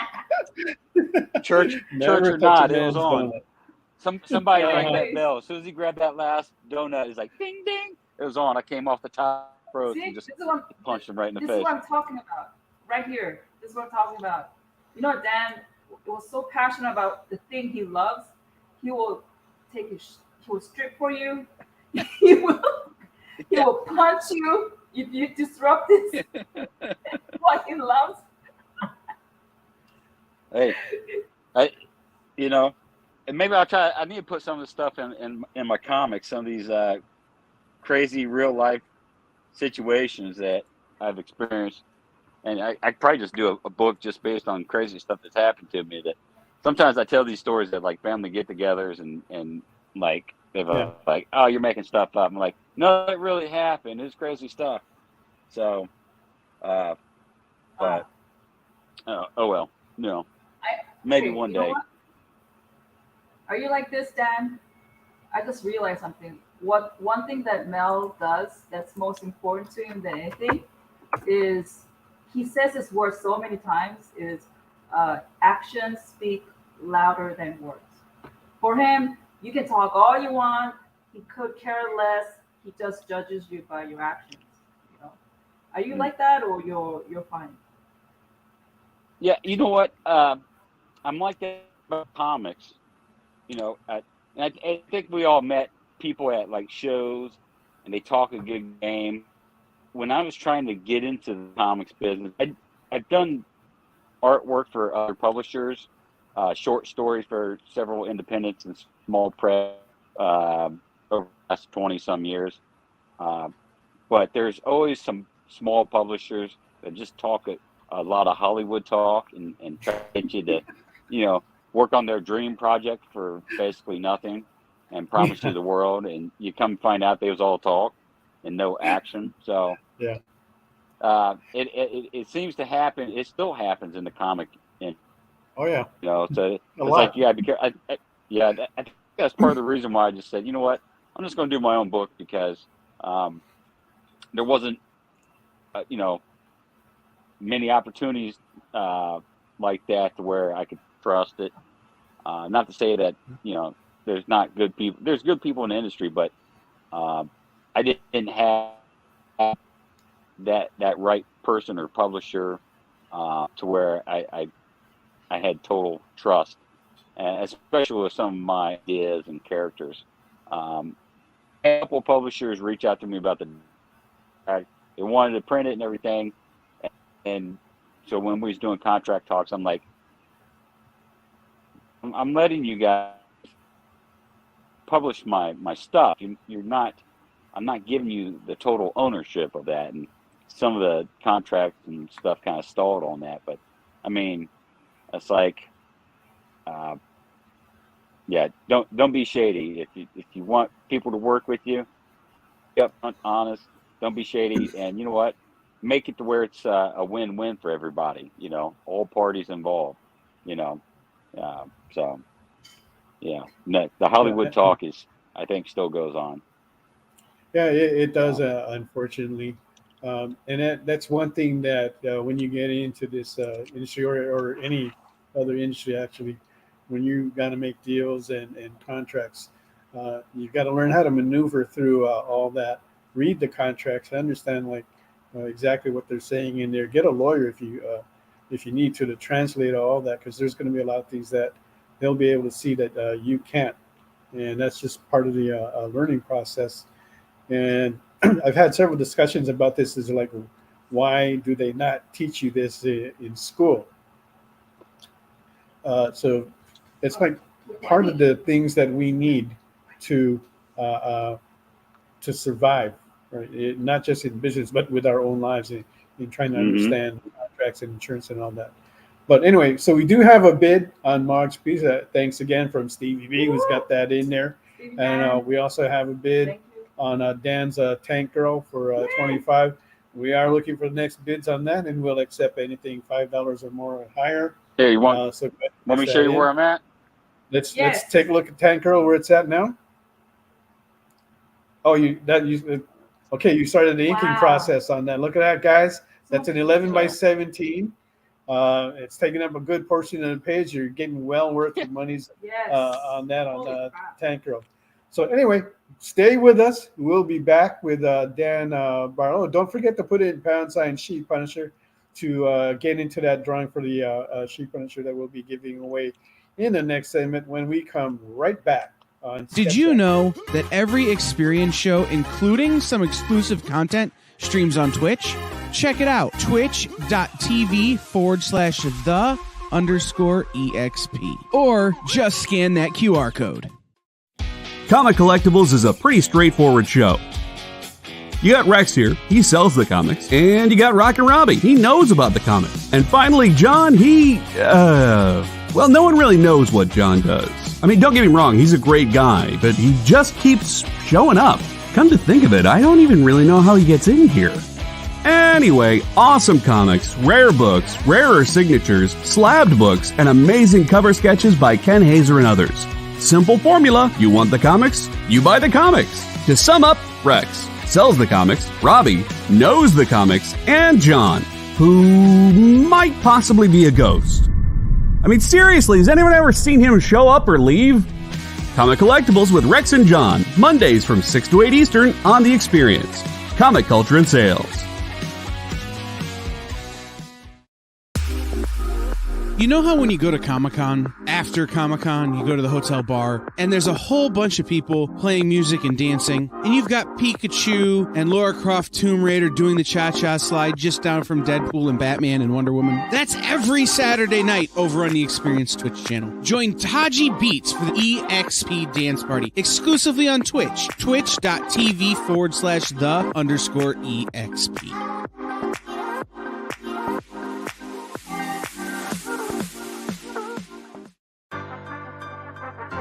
Do you remember what it was like when you were a little kid and you got a letter in the mail? Now imagine that letter was filled with information about your favorite shows, pop culture questions, links to things you're going to want to see later, and even sneak peeks at upcoming programming here on The Experience. That's what the EXP mailing list is. Every week, we send you sneak peeks, information, and all of the relevant links for all of the shows you want to see. Sign up now on our website or scan the QR code that's on your screen right now.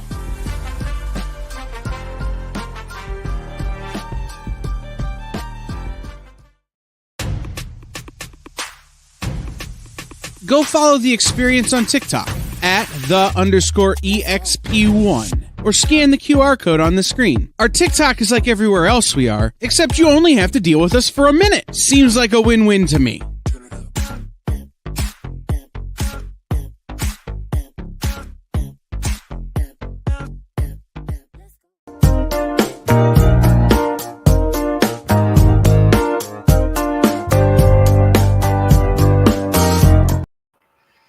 Welcome back to Sketch Up. While we were off screen, Mog was talking to me about she was asking more information about the two girls that I was with in watching the champ. Okay. So one of the girls is she's the same age as me, and she actually married my best friend. Okay. Now the other girl that was with me that night was the sister of my best friend, who's actually here now visiting us in California. Uh-oh. No, I was just wondering though, like, yeah, you're not like a feminine guy. No. You're not like particularly. I would hope like I'm not a feminine guy. Man. You're not like very like in touch with your emotions or something like that. Yeah. But why? I was wondering, like, why is there like a lot of women friends? I was just wondering, what is it that about you that they like? And the thing is, they talk to you for hours. And I'm not jealous or anything. I could care less. But the thing is, like, what is it about you that it has that thing? I don't understand. I don't know. Maybe just a good listener. I have no clue. I don't. There you go. Don't know.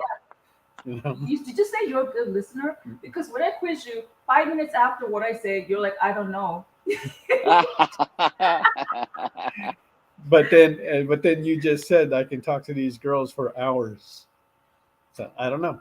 No, the girls talk to you for hours. Yeah, they do talk. And here's the thing: you want to know what they talk about? I don't know. They talk about It's boring. their guys. Oh, really? Yeah. Yeah. Oh, that's not safe. That's what they like talking about. Their guys. Really? Yeah.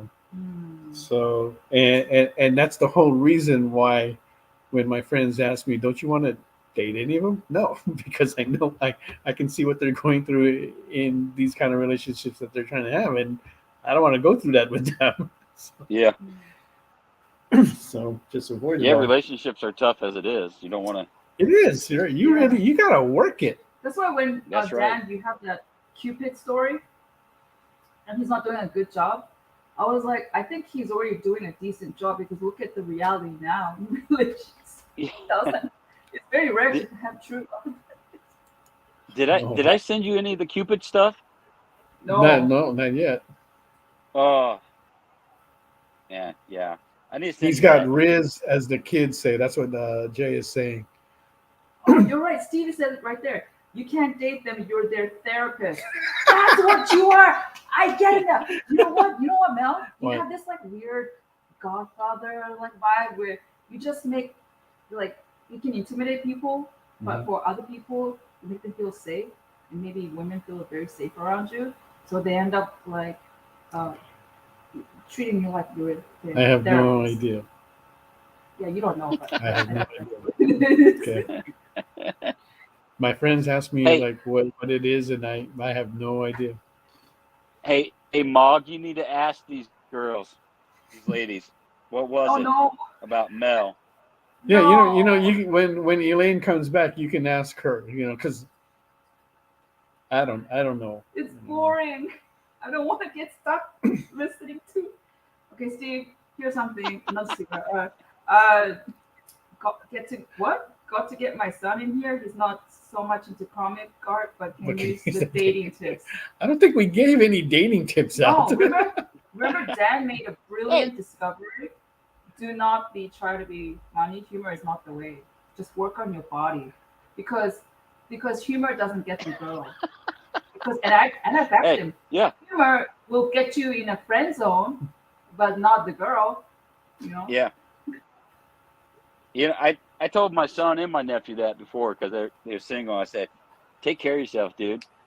If you're single, take care of yourself because that really shows something to the females or whatever that, you know what, this guy isn't, not to the point where vain, but to the point to where, you want to, I don't know, how do you say it? You want to be I think it's showing presentable. strength.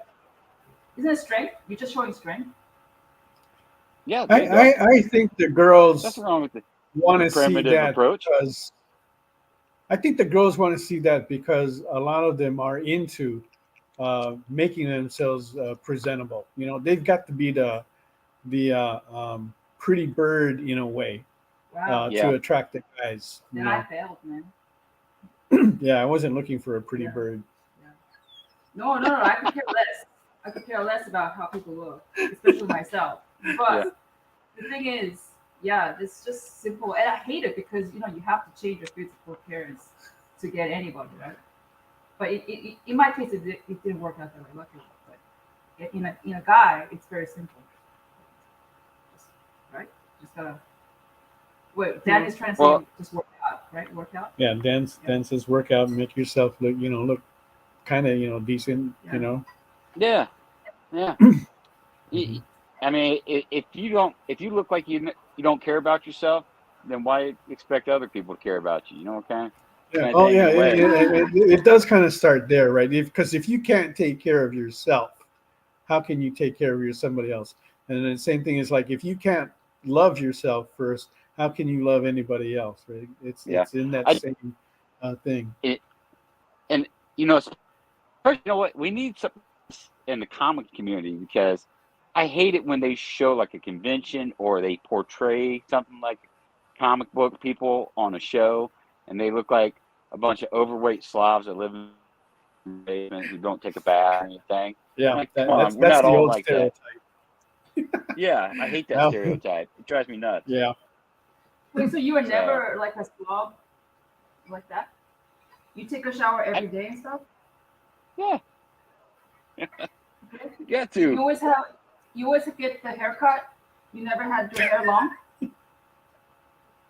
Well, back in before when I had Back when hair, he had I used to, hair. you know, I did give myself a haircut this morning for the show. I didn't want to look like a slob on camera, so Wow. There I got you myself go. a nice There little you go. shave for you guys. Hey, I knew I was going to be on this show, and I had to represent, right? Yeah, my hair is actually longer than it usually is, and I kind of got it looking like a wetback. Okay, Steve. I mean, not Steve. Why do I keep saying Steve to Dan? Dan. Yeah. So you seem to, like self-maintenance is kind of important to you, which is not a bad thing. I'm not coming down on you. But Yeah. would you want that same standard on the girl, your romantic partner? Me on my wife? Yeah. If I start going to the gym, working out, to get healthy. It's one thing to want to work out to look good, but it's more important to want to work out healthy. Yeah, The I have to main agree with you because that's benefit, the same. Yeah. That's where we're at right now too. I actually Yeah. do more than Mog, and it's mainly just that. It's to stay healthy, so I can live Yeah. as long as I possibly can. So yeah, and this way I can have more time with Mog. There you go. Do more shows. Hey, Wow, thank you. more time. Hey, it sounds like you need to take Mog out on a date to the movies. No, please. I just took her on a date this morning. Yeah. Okay. Yeah, we went to Walmart All and we right. did grocery shopping. How's that for a date? There you go. Okay. So Dan. Yeah. My case is unusual because Mel's like very much like you, where how you present yourself, him being clean and all that. It's very important. And he likes to, you like to dress well. If you like, depending on what occasion, you like that. You like all of that, right? Yeah. But I'm nothing like that. Yeah. Yeah. He literally picked You're me up from the bohemian? street, made me clean, wash myself. It was really hard for me, but in the beginning, but he washed myself. Not what he washed myself. He gave me some good habits. So It's a work in progress. and I never wore like a skirt, never wore a dress in my. Okay, I can't swear here. In my fudging life, but this gentleman here, was like, Mom, you've got some legs. You gotta show it off. He bought like shorts. Yeah. That, Hey. Right? No. What I'm trying to say is, Hey. I'm wondering, but then he never got pissed off that I didn't go to his standard of maintenance. If that makes sense. So that's why I asked you if the girl didn't go up to that standard, would it have bothered you? In all honesty, I mean, at this point in my life, I'm not working out anymore. My working out time is spent drawing comics, right? So Yeah. I'm not taking care of myself like I should. So if I get to the point where I expect that of my wife, I should come to expect that of myself too. I would like to get to the point to where if I run up the stairs real quick to do something, that I'm not out of breath, kind of thing. Or if I want to get on a bicycle and go take a ride, and I can actually enjoy it and not feel like I'm dying. Yep. So I don't want to be a hypocrite and say, well, she has to do it, but for me, I'll give myself a pass, kind of thing. Or Okay. Wow. And we still got 9 minutes left. Yeah. So if you want to enter that drawing for that She Punisher, enter in # She Punisher, and there it is. You'll get a chance to win that beauty. We take care That of is the nice. shit, so you don't have to worry about that either. Thank you. And we do have current bids on both the art pieces that Dan and Mog is working on. Dan's got 10 girl, and it does have a bid of 25. Okay, and Yeah. Mog has Kitty Pryde and Lockheed, and we do have an opening bid on that of $50 from Stevie B. If you do are the winner, you want to make sure that you enter in the magic form. If Jay, you'll bring that up. Make sure you fill out that form, and so that way we can get this stuff out to you. Yeah. Thanks, Don Johnson in the house for entering # She Punisher. He's got his chance to win that piece now. Anyway, so I forgot to ask this question. Dan. Yes. When did you start drawing? I'm not gonna- No. Second, I really noticed in the second grade, All-Star Blazers and G-Force was on TV. You know, it was Yeah. mostly Hanna-Barbera, and those two Yeah. shows came on, and I was like, oh, those spaceships are nasty. I like that. And Yes. and I actually said it like that too in the second grade. I was like, "These spaceships are nasty." Yes. So I started drawing that. I didn't have money for comic books or anything back then, and like my parents didn't buy me comics. So I would clip out comic strips from the Sunday paper and start drawing those. So I really got into cartooning, and then I started drawing comics in my sketchbook in high school and started doing like comics back then. And that was my first main start. I mean, I'd take anything I could and draw from it. I'd grab like animal dictionaries with pictures of animals, and I'd try to redraw, that, draw the neighbor's dog and stuff. Yeah, I was just drawing whatever I could get my hands on at that time on whatever material I had, notebook paper, whatever it was. And I kept finding myself, I should have been studying and learning in school. I'd sitting back in the class and draw comics and show my buddy, and they're like, "Oh man, that's cool!" And so that just hyped me up, and I'm like, "All right, cool. You like that one? All right, I'm gonna do some more. I don't need to do this math homework assignment. I'm just gonna draw these comics." So, So what was your worst grade then? What subject was your worst? What was your worst subject? Worst subject? Math. Yeah. I struggled with math. Yeah. What So, about science? Science wasn't too bad. I did have a fondness for history. I loved history class. Oh, yeah. All the dumb historical facts, for some reason, I remember the stupid stuff. I'm like, knowledge half the time. But and also in a way it kind of told a story to me. So yeah, I ended up going back to school. I went to college in my 30s for business, which was total opposite of an artist. I'm sitting in one of my business class, and I was sketching again, even in college. And so, and my professor came over, he saw me drawing, he's like, "What the hell are you doing in business class?" He's like, "The art building's down."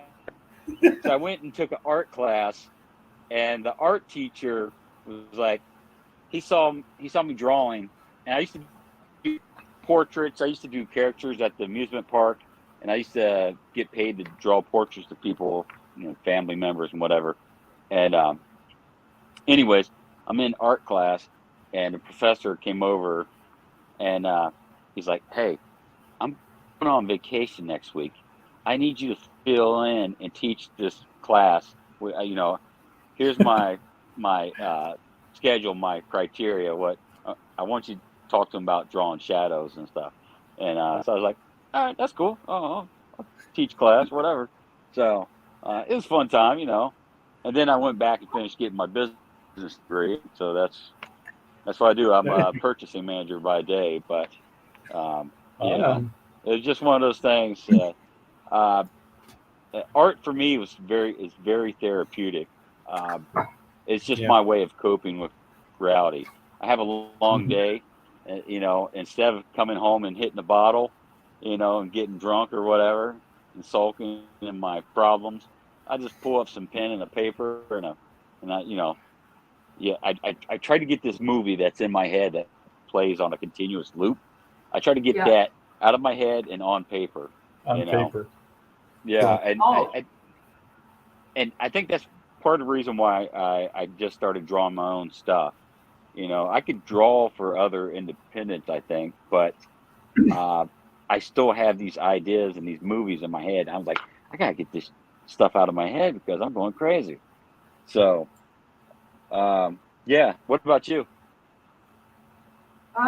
yeah, kind of like young, but when you first saw that, did you feel like you were struck by lightning or something? Like your whole body just, it was like, wow, what is this? I have to do it. Like that. Yeah, Something inside you yeah. just reared up and I have an yeah. overactive imagination. What about you first saw your stuff in your first comic? I mean that feeling is just, man.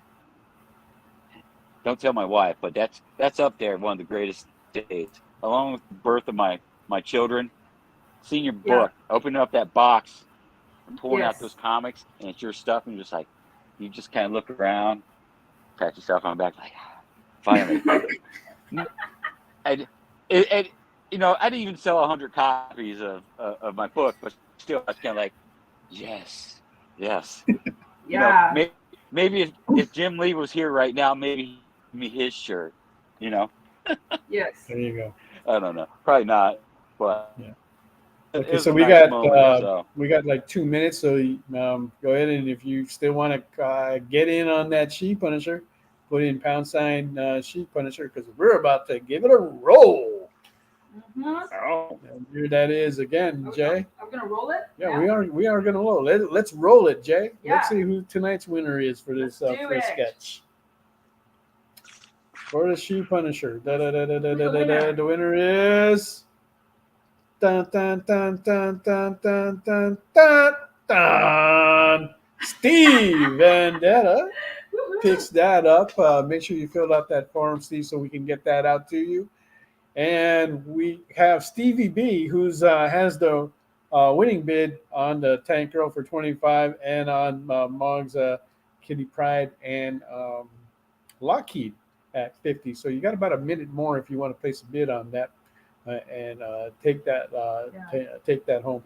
And Stevie, just to let you know, I did mail your package out a couple of days ago, so you'll be getting a ton of stuff from the show in your mailbox very, very shortly.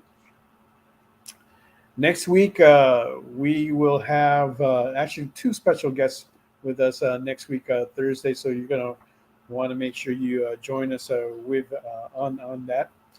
And I won't tell you who that is yet. I'll keep that as a surprise. Mog will be doing another sketch that we'll be giving away. We're not going to keep doing this forever, so you want to make sure you participate or watch the show. Get your share of the booty.